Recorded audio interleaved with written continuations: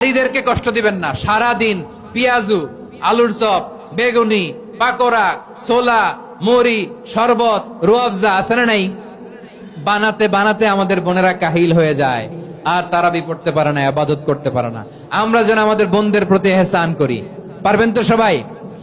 এই 60টি করণীয়, 60টি বর্জনীয়র 1 নাম্বার, বিলম্বে ইফতার করবেন না কখনো। 1 নাম্বার, দেরি করে ইফতার করা নিষিদ্ধ। ইহুদিরা দেরি করে ইফতার করে।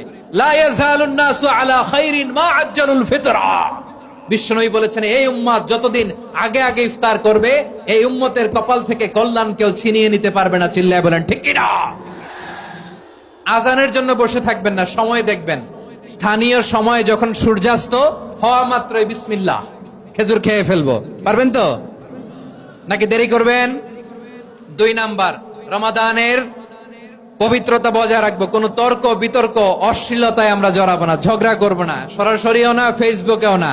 করবেন কেউ গালি দিলে বলবেন ইন্নিমরুউন সায়েম, আমি রোজাদার। আল্লাহর হাবিব শিখিয়েছেন, কেউ যদি তোমার গালি দেয়, কটু কথা বলে, অশ্লীল কথা বলে, রমজানে তুমিও বলতে পারবে না। তুমি বলতে পারবা ইন্নিমরুউন সায়েম।